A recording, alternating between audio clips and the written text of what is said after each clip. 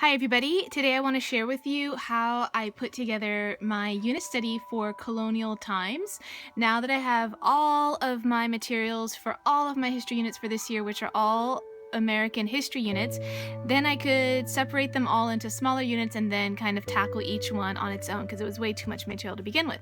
So I did this a little bit differently than I normally do it, and that's that I am writing everything down in just a little composition book, and I'm going to show you how I did that in a second. But first, I separated it all out so that I only have Colonial Times material right here, some activity books, and then some reading books. Now, generally with my unit studies, I try to get historical fiction, biographies or autobiographies, books on culture, like the way the people live, what they wore, what they ate, a book on actual history so that we know the events and the people, a book on like a resource book or a reference book that I can use, books on activities, maybe even a cookbook if possible, and of course lots of hands-on activities and kits and possibly field trips. So that's kind of what I aim to get as I'm putting together my units. Now this one doesn't have one in all of those areas that I just mentioned, but as a whole history unit from Columbus through the California Gold Rush, I do hit all of those different areas that I just spoke about. So let me show you what we have here.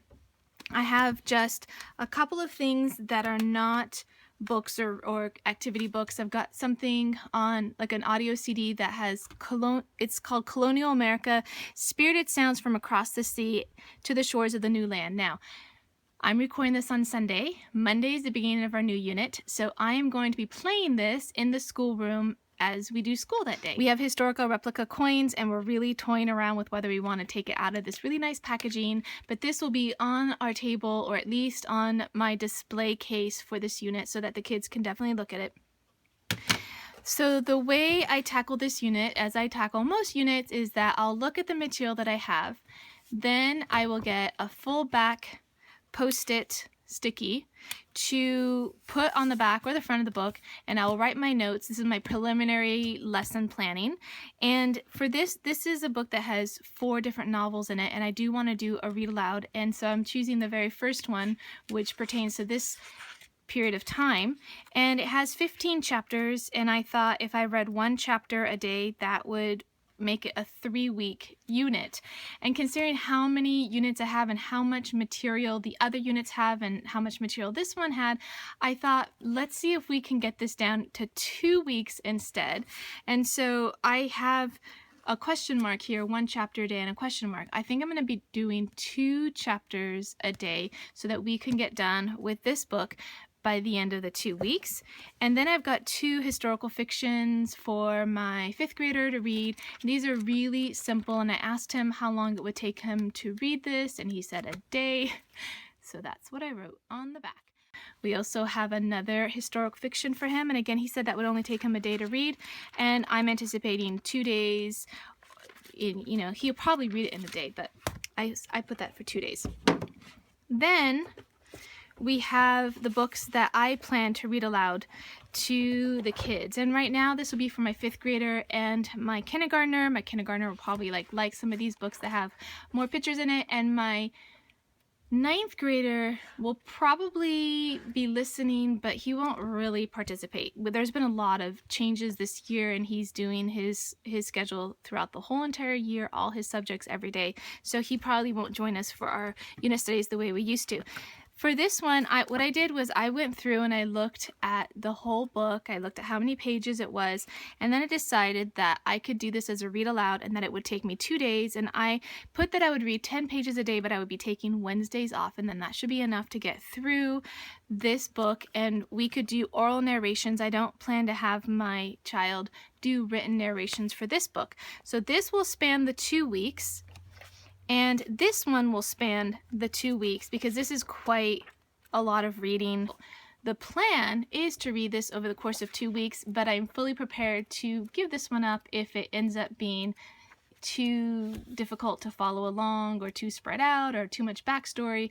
But what I did find in here that's going to be really helpful for us is this really nice pencil drawing of the Mayflower, and we're going to use this as inspiration for our chalk drawing. So I went ahead and I put all of that stuff down, although somewhere I put that I wanted to use that as a chalk drawing. And there's some other really nice illustrations at the start of the book as well that could be used for our chalk drawings as well. The next 4 books I plan to read one whole book in a week. So this one I just go through, I figure out how many pages, then I break it down for the week, and I put that I would read about 6 pages a day, get it done in a week. Same with this one and this one and this one. So I've got 2 for week 1. Actually, these 2 for week 1 and these 2 for week 2, and then that pretty much rounds out what we are doing as far as reading for the unit. However, we have 3 more books, and these are activity books, and they do have projects and information. So what I did was I went through this, and usually I use little sticky flags, but I was already really comfortable with all my books around me sitting on the floor with my full back stickies. I didn't get up and flag the pages that I wanted to do as far as projects. I just wrote it all on the back, and I wrote a couple of the projects that I thought we would do, and then the recipes. And what's nice about this book, it actually comes with a lot of information that you can read about the project. So we'll definitely try to incorporate some of that information into our projects. And I did the same for this one, went through and found some projects that we wanted to do again, and I marked them on the back. And by the time I got to this one, a lot of the projects were similar in some ways, and so I think I only marked something that I need to buy for a project, which I ended up not getting actually. So I have these books will be the projects that will span the 2 weeks. Then I took out my composition book and I wrote down my lesson plan for the 2 weeks, and this is just for the main lesson unit, and we have had to kind of purge the curriculum of a lot of these really small little lessons that we like to do on a daily basis. We have some mental math, and poetry, and a couple other things that it was just congesting our schedule. And since we have so many hands-on projects for these next 2 weeks, I needed to kind of keep things a little bit more simple. So I wrote down, and this is available on my website in case you want to see it. This is what I'm going to then transfer to our lesson plan. There's a word for that. Lesson plan that I print out. That way I have them in my computer and I can easily print out multiple sheets, and then we keep one on our school desk and we highlight as we get done with stuff, and we can turn one into our teacher, and then I can keep another copy for, my own personal lesson plans that I keep in my binder. But this is what I wrote down first. I wrote down what my 5th grader was going to be doing. I wrote down the read aloud book, and then I wrote down what we're going to do for each of the weeks, as well as the different projects that we wanted to do. And that way I could figure out what we needed to get and where it's going to go in the lesson plan. And then I went out and I got a couple of supplies that we needed for this unit, and all we needed was one thing. Okay, here it is. I just needed some twine here. This is cotton twine. I got this from the dollar spot at Target, and this is to make our little mop, and then we'll have some hopefully natural material in order to make our broom. So we're going to attempt making a little mop and a little broom as part of our Colonial America projects.